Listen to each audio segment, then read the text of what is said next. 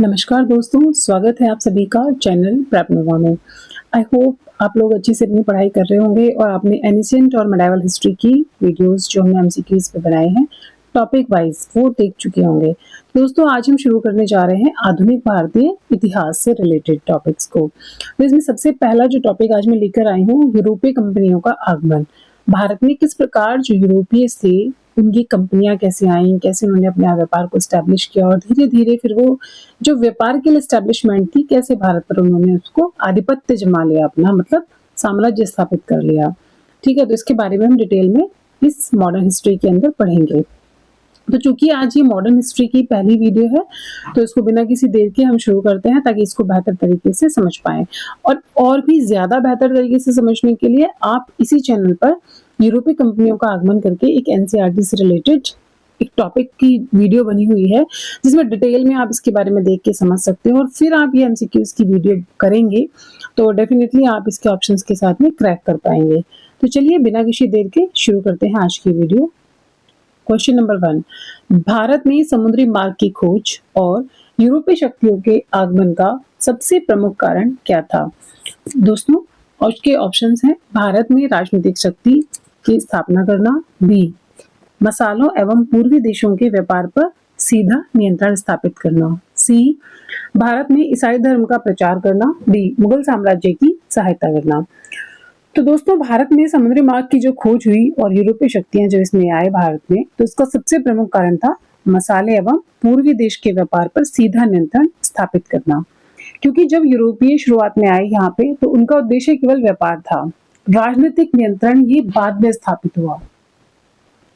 Question number 2, निम्नलिखित में से कौन सा कथन वास्को डी गामा के भारत आगमन के संदर्भ में सही है? ऑप्शन ए, वह 1492 में सूरत पहुंचा, वह 1498 में कालीकट पहुंचा और ज़मेरीन ने उसका स्वागत किया, वह 1505 में गोवा पहुंचा, वह लाल सागर के मार्ग से भारत पहुंचा। तो दोस्तों, option B, Vasco da Gama 1498 ईस्वी में कालीकट पहुंचे और ज़मेरीन ने उनका स्वागत किया, क्योंकि उस समय वहां के जो राजा थे वो कौन थे? ज़मेरीन थे। क्वेश्चन नंबर 3, भारत में सबसे पहले राजनीतिक शक्ति के रूप में किस यूरोपीय शक्ति ने आधार बनाया? ऑप्शन ए, अंग्रेज, बी डच, सी पुर्तगाली, डी फ्रांसीसी। तो भारत में जो सबसे पहले यूरोपीय शक्तियां जब आई, तो उसमें राजनीतिक सत्ता के रूप में सबसे पहले जो शक्ति स्थापित हुई थी वह थे अंग्रेज। अंग्रेज सबसे पहले व्यापारी थे जिन्होंने, मतलब पहले अंग्रेज क्या थे, केवल व्यापारी बन के आए और बाद में वो क्या थे? राजनीतिक शक्ति बन गए। डच जो थे, इन्होंने भारत से ज्यादा ध्यान किस पे लगाया? इंडोनेशिया के मसाला व्यापार पे। और फ्रांसीसी ये बाद में आए और अंग्रेजों से हार गए। लेकिन हमारे क्वेश्चन में हमसे पूछा गया है कि भारत में सबसे पहले राजनीतिक शक्ति के रूप में किस यूरोपीय शक्ति ने आधार बनाया? तो इसका जवाब है पुर्तगाल। पुर्तगाल सबसे पहले यूरोपीय थे जो राजनीतिक शक्ति के रूप में यहाँ पे स्थापित हुए थे। क्वेश्चन नंबर 4, पुर्तगालियों की भारत में सफलता का सबसे प्रमुख आधार क्या था? ए, मुगलों का संरक्षण, बी समुद्री शक्ति एवं नौसैनिक नियंत्रण, सी विशाल थल सेना, डी मराठों का समर्थन। पुर्तगालियों की भारत में सफलता का सबसे प्रमुख आधार था उनकी समुद्री शक्ति और नौसैनिक नियंत्रण। भारत में क्वेश्चन नंबर 5, भारत में पुर्तगाली साम्राज्य के वास्तविक संस्थापक के रूप में किसको जाना जाता है? A, Francisco de Almeida, B Alfonso de Albuquerque, C Vasco da Gama, D Nuno da Cunha. दोस्तों, भारत में पुर्तगाली साम्राज्य का वास्तविक संस्थापक अल्फांसो डी अल्बुकर्क को जाना जाता है। हालांकि 1498 में सबसे पहले वास्को डी गामा भारत आते हैं, लेकिन ये सिर्फ व्यापार से संबंधित ही रह जाते हैं, यहाँ पे कोई राजनीतिक सत्ता की स्थापना नहीं करते। लेकिन जब ये वापस अपने देश जाके बताते हैं तो फिर वहां से पुर्तगाली आने शुरू होते हैं। और जब यहाँ पुर्तगालियों का साम्राज्य स्थापित करने में सबसे जो महत्वपूर्ण भूमिका निभाती है वो अल्फांसो डी अल्बुकर्क के द्वारा निभाई जाती है। अल्फांसो डी अल्बुकर्क यहाँ पे वास्तविक पुर्तगाली सत्ता की स्थापना करते हैं। क्वेश्चन नंबर 6, निम्नलिखित में से किस यूरोपीय शक्ति ने मसालों के व्यापार पर सबसे ज्यादा ध्यान दिया? ए, अंग्रेज, बी डच, सी फ्रांसीसी, डी डेनिश। तो दोस्तों, डचेस ने सबसे ज्यादा मसालों के व्यापार पर ध्यान केंद्रित किया था। अच्छा, अंग्रेज जो थे, अंग्रेज भारत में आय व्यापार के लिए थे, लेकिन बाद में इनका जो उद्देश्य वो चेंज हो जाता है और ये यहाँ पे अपना राजनीतिक विस्तार स्थापित करते हैं। फ्रांसीसी भी भारतीय राजनीति में सक्रिय होते हैं और जो डेनिश थे वो केवल व्यापार से रिलेटेड ही रहे। क्वेश्चन नंबर 7, अंग्रेजों को भारत में स्थायी व्यापारिक अधिकार प्राप्त करने में सबसे महत्वपूर्ण भूमिका किसने निभाई है? A captain Hawkins, B sir Thomas Roe, C Robert Clive, D George Charnock प्रथम। तो दोस्तों, अंग्रेजों को भारत में स्थायी व्यापारिक अधिकार प्राप्त करने में सबसे महत्वपूर्ण भूमिका सर थॉमस रो के द्वारा निभाई जाती है।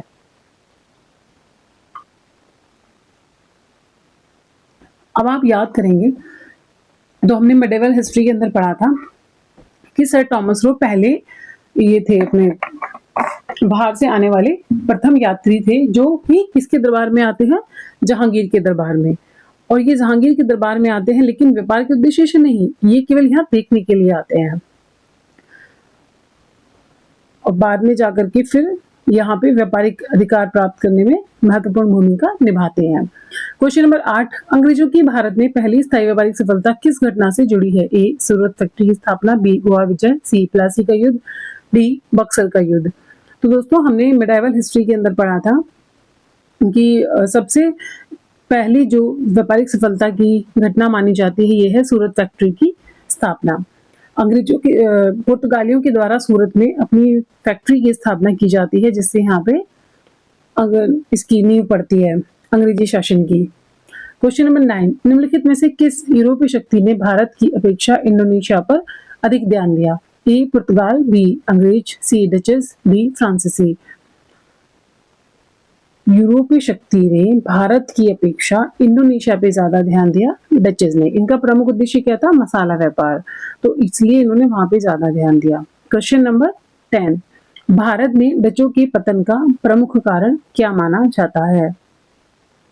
भारत में ऑप्शन ए मुगलों का विरोध, बी अंग्रेजों से प्रतिस्पर्धा एवं पराजय, सी फ्रांसीसियों का आगमन, डी पुर्तगालियों का विस्तार। तो भारत में डच के पतन का सबसे प्रमुख कारण माना जाता है कि उन्होंने अंग्रेजों से प्रतिस्पर्धा की और उसके बाद उनको उसमें पराजय मिली। मुगलों का जो विरोध था, ये डचों का पतन मुगलों के कारण नहीं माना जाता है। फ्रांसीसियों का आक्रमण भी डचों के साथ नहीं, और पुर्तगालियों का विस्तार, पुर्तगाली डच के पहले ही कमजोर हो चुके थे क्योंकि अंग्रेज वहां पर आ चुके थे। क्वेश्चन नंबर 11, फ्रांसीसी ईस्ट इंडिया कंपनी की स्थापना किस उद्देश्य से की गई? केवल धार्मिक प्रचार के लिए, बी अंग्रेज एवं डचों को व्यापारिक चुनौती देने के लिए, सी भारत पर तुरंत शासन स्थापित करने के लिए, डी मुगल सेना की सहायता के लिए। तो दोस्तों, फ्रांसीसी ईस्ट इंडिया कंपनी की स्थापना अंग्रेज और डचों को व्यापारिक चुनौती देने के लिए की जाती है। क्वेश्चन नंबर 12, भारत में फ्रांसीसी शक्ति के उत्कर्ष का सबसे प्रमुख श्रेय किसको दिया जाता है? ए डुप्ले, बी मार्टिन, सी लाली, डी बूसी। तो भारत में फ्रांसीसी शक्ति के उत्कर्ष का सबसे प्रमुख श्रेय डुप्ले को दिया जाता है। दोस्तों, यदि आप इसके बारे में इनकी सन ये भी जानना चाहते हैं ना, तो आप ये वीडियो जरूर देखिएगा जो हमारे चैनल पर पहले से पड़ी रखी है, व्यापारिक कंपनियों की क्रोनोलॉजी। इसमें उसको देखने से आप इसको जब ये एमसीक्यूज वाला चैप्टर जब आप करेंगे इसकी एमसीक्यूज को, तो आप डेफिनेटली बहुत अच्छे से इसको कर पाएंगे। अदरवाइज तो अभी आपके दिमाग में कुछ क्वेश्चंस आएंगे, कुछ नहीं आएंगे, और रट्टा मारना किसी भी कॉम्पिटिटिव एग्जाम का, मतलब स्पेशली जीके के पार्ट में मैं नहीं समझती कि बहुत अच्छा ये मेथड होता है। सबसे पहले हमारे जब तक इसके बारे में कॉन्सेप्ट क्लियर नहीं होंगे, बेसिक्स नहीं क्लियर होंगे, तो कितना भी रट्टा मार लो, लेकिन एग्जाम के अंदर आप ऑप्शंस में ना एक दूसरे के साथ मेल जोल कर ही देते हैं। इसलिए बेहतर है कि पहले हम उसको डिटेल में समझें, देन हम उसके एमसीक्यूज करें, तो it will be better, more beneficial for you. Question number 13, Karnataka युद्धों का वास्तविक उद्देश्य क्या था?